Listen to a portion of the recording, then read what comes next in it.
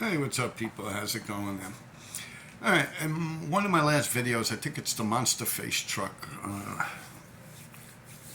the gold one. Someone had mentioned that it must be pretty interesting how I navigate around all the new Jack Graffiti writers that have come out. And I don't know. I really don't pay attention to them. I'm not gonna lie to you. I like since like the whole YKK, DMS, and RFC. Since those guys started and quit and all that, I really like use that like as a cutoff point in my life where I really did stop paying attention to it. I'll say there's a couple people that have piqued my curiosity just in watching what they do and stuff, but yeah, it's very far and few, not even worth mentioning, I guess. I only really follow about six people's graffiti careers, that I watch, and none of the people you guys see up or think about as people that are writing in the streets and kings or this and that, none of those people were active in my early days. Like when I started writing, none of those people existed at all. You're talking 40 something years ago. I wrote straight on through from the moment what RD I became in 1983. I think the winter of 83 or something. I was like 13 years old or something like that. And I kept writing straight on through. I only quit doing not even quit, but during the Dinkins administration, I had gotten married. And I slowed down. I just did a couple of blockbusters on the Metro North train tracks and Webster Avenue off of Fordham near Top Tomato. I did a big blockbuster too when I was married. But once I got divorced, boom, I got right back into it. Let's put it this way. There's no one out there. No fucking body out there that's been out there as long as me, like conquering shit as hard as me, for as long as me, illegally. That does not fucking exist. There's not another human being out there like me. And I really lost interest in graffiti and other people picking up graffiti as some kind of thing that they're interested in, like a hobby. I really did lose interest around the time when like DMS, YKK, and RFC came about. At that point, I was already like, it's just too much. I was like, it's almost like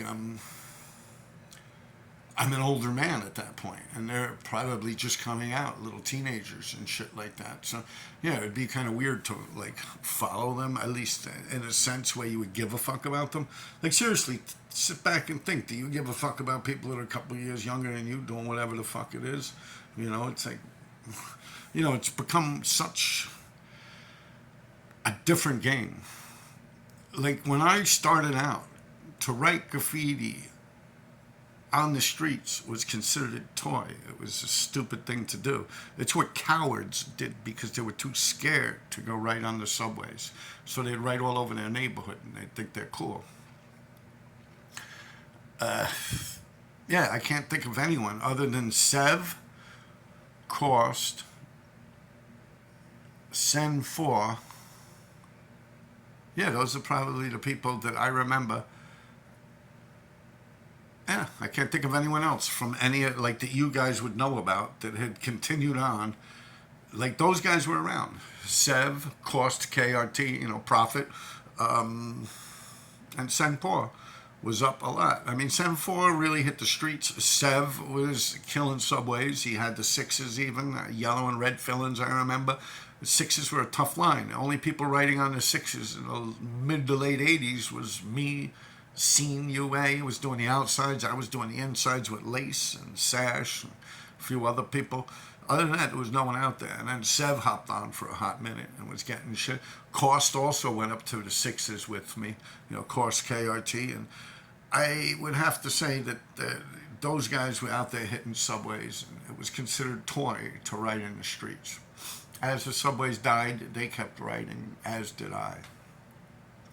I even remember when the sticker movement came about. And you had Sticker King Pete, which is KK1's brother. Was putting up stickers. And some other guy, I think C-Note or something like that. Yito or something. These are like early on people that would put up stickers. Probably would be considered the people that started that whole movement. You gotta realize I'm like the beginning of like conquering the street movement, like all city in the streets. Like all city is a term that was used on the subways. Like you get all the subway lines and stuff like that. You get the fill-ins, you get the blockbusters, the pieces, and the insides. You had to be well-rounded, as Min had mentioned in the movie Star Wars. And like I said, to write in the streets was kind of whack and stupid and toy. Everyone pretty much that roamed the subways. So fuck that, I ain't writing all over the streets. So they didn't bother. They didn't bother writing on the streets. That's why so many people stopped writing once the trains went dead. But anyway, getting back into it, there's only a very few people that I actually follow that are involved with graffiti. And especially after like that movement, like I said probably a few times now, YKK, DMS, and RFC. When those guys came out and was slowing down and stopping and shit, it's kind of time I just stopped giving a fuck about other people. Just there was no reason for it. Like I said, there's only a few people I follow. As far as it goes with their graffiti careers, see, when I started writing graffiti, and I did it more or less just for myself. Like, you ever watch that show, The Walking Dead? And it's like a few people are alive and a bunch of zombies. Like, would you write graffiti in a period of time like that if it was like all zombies out there? Or if it was like the Omega Man with Charleston Heston or something like that, where you're like the only human still alive? Would it be worth it for you to write graffiti? It's almost like that's how I feel after probably the mid-90s. It's almost like these other people didn't exist. It's just something I had no interest in. It's a completely different animal than where I've come up from.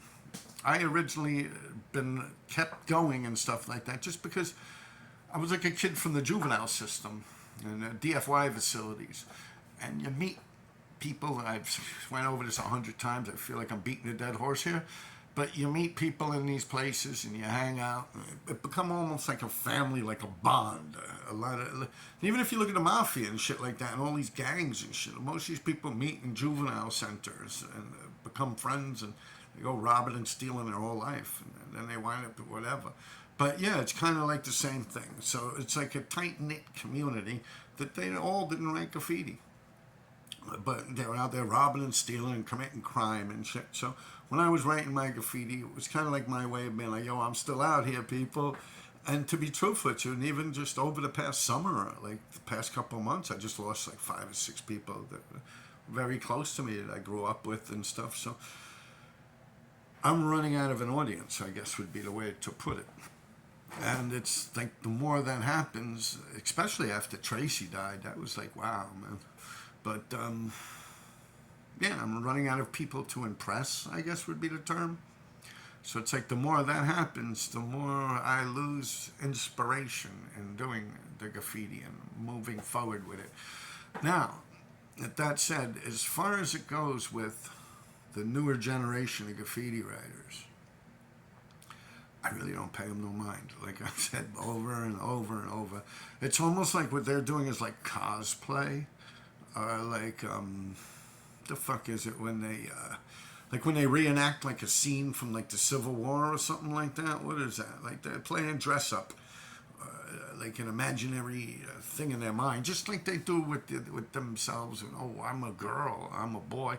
You know, like how they could change their sex and stuff like that. And it's just like with graffiti. I mean, I guess to put it the best way is like there was a TV show. What the fuck was the name of it? With the girls, the one with the big tits, and the one with the little tits, brown hair.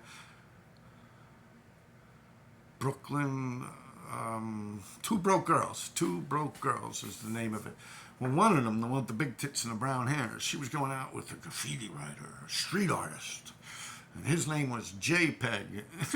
Yeah, and it's almost like a mockery, man. It's like Find Waldo, like the way graffiti writers really look. It's like a, what the fuck is the word? Like they're playing dress up. It's like cosplay. It's like going to a comic book convention. They're like, oh, look at me, I'm a graffiti writer. But there's really no like rhyme or reason behind it. It's not like there's, for perfect example, people, oh, you're a hater, RD. You're a hater, RD. Anyone who would call me a hater has no understanding of what fucking graffiti really is and where the true fucking roots of graffiti comes from. Because you have to be a hater. To really take shit down, you have to be a fucking hater, man. You have to be. That is the game. The game is like 90% fucking hate, man, and competition. And that's just something that lacks. It's almost like, yeah, I'm mocked and I'm considered a hater because I talk negative about someone or I talk, this, that. But that is the game. I'm sorry, but if you can't handle the heat in the kitchen, get the fuck out, man. It's the bottom line. It's really, yeah, I'm a hater as fuck. You got to realize, man, as long as I've fucking been out there, there's nobody out there. Like I said, when I started writing straight on through, there's no one out there that's been out there illegally as long as me, just straight out there. Boom, boom, boom, boom, boom. They don't exist. I am the only fucking human being that's been out there like that. I know, oh, this one and that one, but no. Real people know. And it's just no. There's no one out there that had expanded throughout the amount of time I did it and done the amount of graffiti I've done. You know, oh, you never went all city, this and that. And, but they never dumped out the amount of shit I've dumped out either. Think about that for a minute. I just did it on one fucking borough. A little bit of Queens, a little bit of Bronx, a little bit of Brooklyn. I mean, I did go around and do things. But when you really sit down and think of it, like, I'm really that motherfucker. And I look at these people when they come out like it's just cosplay. Like there's no real purpose behind it. They don't got to worry about getting punched in the face or attacked or robbed. Like there's no like turf wars, and it doesn't exist. It's like cosplay. It's like what they're doing now with the men could be the women and the women could be the men, and that's what it is. It's like graffiti's become like the biggest like gay movement there is. It's always been that way. Don't get me wrong, it's always been that way. You look back to like Style Wars and all these movies, look at these kids. They're like whiny little bitches. They're just like big mouth kids that like had no money. Like, it's like that. It's graffiti. It's always been that way. It's like just a real like democratic, liberal fucking movement. That's just the way it is. And as sick as it sounds, it's like exactly what's going on now. Like people can recognize themselves as a king, like in their own pampered minds. They're like, oh yeah, like they can run around with a marker and write on a couple of mailboxes. Oh yeah, look at me, I did this, I did that, I'm the king. What's the difference between that and some dude saying, look, I'm a woman. I want to be a woman because I can't lift weights like a man can, so I want to be a woman. Or I can't play basketball like the other men, so I'm going to beat the women. And I mean, that's the mentality of a graffiti writer. You look at this fucking Bernie Sanders. When he was coming out, who did he go to try and, when he was running his presidential thing? Graffiti writers. Same with Obama, graffiti writers, right? What was it, Bernie Sanders? I think Keo, right? Keo X-Men, TC5 was doing his campaign. Obama, it was Shepard Fairey, a bunch of them. Obey, a bunch of it with the change and hope and all that. So it's a bunch of people that it's like that is what that movement is, or it's become. It's always been like not really like masculine men. It's our children even, I guess would be the term. When I started out, most people quit writing graffiti when they were 18 years old. But yeah, it's just a whole different thing. It's like right now they're playing dress up, but it's like cosplay, going to a comic book convention or something like that, dressing up like Dondi. Or Zephyr. Like for real, that's what it's boiled down to. It's crazy shit, man. I don't know how else to put it, but yeah, people out there right now, there's no like serious wars and shit. Like I was saying, hate. You have to hate to be a graffiti writer. Like that's the number one quality. Other than having arms and hands to can actually do tags. The next thing you need is hate, man. You need that shit deep up in your belly, man. You need to hate to really be a good graffiti writer and really outlast everyone else. So that is not a negative. And just the people that try to push hatred, like towards other writers, or oh, he's hating on me, he's hating on this one. And a perfect example, that Penis Breath, MK. Oh, RD's just hating. You know, when he crossed out that truck, he did a big thing with music playing and everything. Oh, RD's just hating. He's right. I am. I am hating on a rat snitch. Fuck. Man, a person I hate for telling the cops that Cope 2 was outside his house pounding on his door. Like, he called the cops on Cope 2. His brother actually got case 2 locked up, not even in America, because the cops took his asthma pump and they were dangling it in front of his face. So, yeah, I hate that kind of behavior. I'm sorry. I think you should fucking hate that shit, too.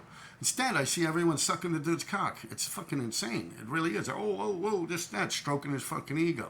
You know, that fucking is crazy to me. That right there is crazy to me. The fact that, like, someone could tell on someone, and which is, like, against all rules of any type of street game, whether you're fucking playing fucking Skelly, or you're fucking jump rope, or you're fucking writing graffiti, handball, or whatever. You don't tell on no one. Like, even, like, I don't know, my mother and father taught me that shit. I didn't even learn that shit from the streets. I remember telling on my brother, my father slapped me in the head. And you don't do that, this, that, you know? Yeah, crazy shit. But in all sense, that's how far and how feminized and fagged out the graffiti community has become. I don't know how else to put it. Yeah, it's true. It's like, I don't know, after saying something like that and calling someone a rat and me, that, like, you cannot catch me in a lie. I don't lie on here. If I'm wrong with something, I'm wrong with something. I'll openly admit it. I got no problem with that. If I got to come on here and start, like, telling stories that didn't happen or something, I'll just shut this fucking thing off and just go live my life and keep my head buried in the fucking sand. But I don't have to do that, because I really fucking walk this earth perfectly when it comes to the graffiti and shit. Perfectly. No one could say a fucking thing about me out there in the streets. When I'm robbing, stealing, when I get caught, I keep my mouth shut. Whatever. I just played the game perfectly. I have absolutely nothing to be ashamed of. There's not one thing that I've done in the graph business or the world, or even in stealing and shoplifting and robbing people and robbing drug dealers and shit. I did nothing wrong. Like, as far as it goes with outside the norms of a jacking, you know what I'm saying? So I really have nothing to hide. I could come on here and be open. Everything that these people said about me in the past has become debunked. Oh, he's a junkie, he's a dope fiend. He says, these motherfuckers wind up being the junkies and the fucking dope fiends.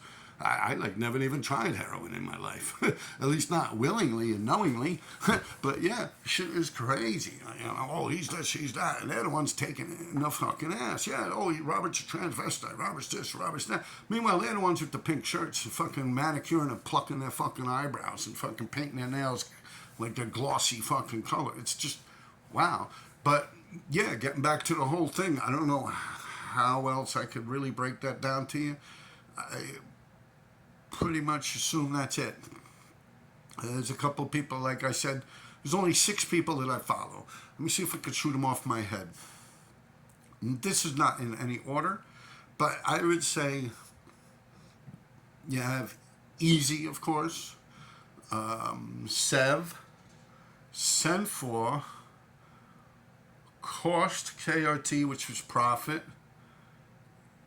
and then MQ and JA. Yeah, MQ and JA are kind of like, when I see them, like, wow, because, well, MQ's a little bit later. Like, he started when the trains went dead, or I don't know. But yeah, he definitely falls into that category, just for the size of things he's done. And shit, I just saw something he did just like the other day. So yeah, he's out there. JA, I don't know, he fell off 20 years ago or something like that. People, oh, how could you say that? He just did this. And they'll send me a picture of like a little fucking bubble letter. It's like 20 feet up in the fucking air or something. I'm like, so the fuck what? That's bullshit. Like, it's whack. It's like not, like setting out like competition. That's the word I'm looking for. I shouldn't say it's whack, it's not, but competition. Like, he's not out there setting it off. Like, let me shut this shit down. Like, all right, he might come out, and that's like what I was doing when I was married. Like I just said, like, I don't even count that as writing. Like, in 1 year, I'd come out and do a couple of blockbusters just throughout my marriage when Dinkins was the mayor. Maybe 3 years my marriage lasted, and in them 3 years, I might have did like 15 things, which were, you know, like big blockbusters on the train tracks and shit that's like the whole side of a building or something like that, up on Top Tomato on the other side, Sears Roebuck, Fordham Road off of Webster Avenue. I did a big, huge RD. My wife looked out for me.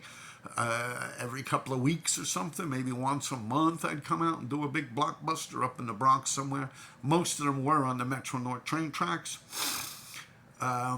Botanical Gardens area, Bronx Zoo area. Those were the areas I would do the big blockbusters when I was married, but just kept going and going and going. Now you look at J.A., for instance. I don't know, he tore shit up in the 90s. 98 maybe is when he stopped. Maybe even earlier than that. Yeah, by then they all faded out. Like they were all, like even YKK was done. Scuff came back out, started crossing me out when I was writing with Justin, Just DWC. Yeah, from like the 90s straight on through till today. Like he's really not done nothing. Oh, but he went to California. He did this, he did that. And I talked to a lot of people in California. A lot of these people that he was actually had problems with, and other people that were just out there like killing shit before him and after him. And they're like, nah, he really didn't do it like that, Rob. That's bugging. You know, I don't know these people. I just, it's an amazing tool, the internet. But yeah, I mean, he did a couple of fill-ins here and there in California, but he didn't like become the king of fucking California. No, that didn't happen. You know, so yeah, he fell off. That was like 20 fucking years ago. Now he might come back and do a fill-in here and a fill-in there and take pictures of it. Oh, here we go. Whoa, it's on, motherfuckers. And it's just bullshit. Like, it's just duds. It's like he don't try to conquer nothing. So it's bullshit to me. But I have to say I find it interesting. MQ, it's pretty much the same thing, but MQ goes hard, man. On several occasions, just recently, I've seen him go out there, but he still never really reached that peak that he did when he went out there with Trake. And Trake's another one. Been out there hard body, you know, they come and go. Cost also, I'm sorry to say, but Cost too. He comes, disappears for 10 years, and then comes back out. But when Cost KRT comes back out, he smashes shit. Boom, boom, boom, boom, boom, boom. Like that time with the little skinny cap up on the gates and shit. Everyone thought he was done. He came out with like a WD-40 cap with the white up in the corners of the gates. It was like, literally in like a month, he had like every fucking gate in Manhattan. It was insane. That, again, is when I was writing with Just DWC. Easy, the same thing. I mean, Jaws had died, so you can't hold nothing against a dead man. But Easy, you know, he was up like a motherfucker. And then he just disappeared for like 20, 30 fucking years. And then just came back out 2000 and something. And then faded out again. So, yeah, it's not like a steady, consistent smashing. Now, Sev, he kept going. He kept going and going and going, but he never really branched out above Lower Manhattan. Senfor also. Senfor is another person I always keep an eye on. I like to see his achievements in the graffiti game. He's another person that has been around. Like when I started out writing, he was out there writing. Him, Sev. When I started writing, it was Sev, Senfor, RD, Cost. Everyone else that you could think of was not out there. Like 83 and stuff like that. Yeah, they weren't out there. They came along later.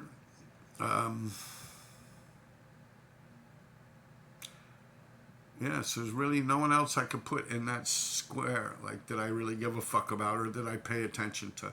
It's all these people that started around the period of time I started, and they kept going, and none of them kept going like I kept going. Like, illegally, yeah, nah, they can't fuck with it. Like, I just went straight on through, like, my whole fucking life. Like, you know, it's like, yeah, for real, I'm 56 years old now, and 13 years old is when I became RD. It's just straight on through. Other than when I got married, man. And then when I got arrested, of course, that kind of fucked everything up. Yeah, there you have it, man. You're all out there playing dress up, man. Cosplay, transvestite shit, man. Y'all got to get it together. Now, what I'll say about the new people, what I do like is the stuff where they're propelling or rappelling down the sides of buildings. I was digging that, and I still am digging it, but it's become less interesting now that guy Words had put it on like step by step how it's done. and I find out that they're using all this fancy safety equipment and shit like that. So it's, I mean, you really want to think about it. You really want to think about it like this. I was probably the first motherfucker to really repel. I mean, I remember just a couple of episodes ago, BL1 on Breaking Night with BL1. I love the show. I suggest you guys check it out. Give him a follow, sub, all that. But yeah, he was talking about at the Fun Factory with J.A. They lowered him off of a rope and this and that, which is cool. But yeah, was it the Fun Factory? I think it was named whatever the fuck it was named after, the Fun Factory. 5 Points. Yeah, that's what they called it. So that was later. But when I did the RDs on the river, those big, huge blockbusters, and the one with the rat next to it, things are 17 feet high. Yeah, I was lowered down with that yellow acrylic rope that they use in construction sites. I was lowered down. I wore a weightlifting belt. I would put a weightlifting belt on around my waist. And a weightlifting belt is used to protect your lower back and protect you from getting a hernia or pulling your back or something like that. So I would put this weightlifting belt on. My brother and Lace and Mike 173 and a couple other people, they lowered me down from the top of the building, and that's how I did that big RD. But that was nothing really as scary as it sounds, because it's the water, it's the East River. We used to swim in the East River in the summer.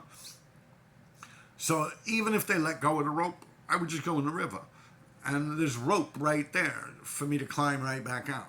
Like this rope we have set up there for years that we could climb right back out and jump back in the water if we want. It's almost like what these people do in these small little towns where they have like a pond or a lake, like the movie Stand By Me or some shit, you know? So, yeah, well, that's like our little pond. And so it was never nothing really that bad. I would just get wet, and I lived 3.5 blocks from there, not even, like 3 blocks. I was on 62nd Street between 1st and 2nd. That's where I lived. My mother, my brother sometimes if he's not in prison. And that wall was on 60th and 61st off the FDR Drive. So it's like 3 blocks away. So even if I did have to go into the river or fall into the river or whatever from that rope, I could just go home and take a shower and no harm, no foul. It's not like I got hours of traveling to do to get home and the water dries up on me and causes some kind of fucking like a Legionella disease or something like that.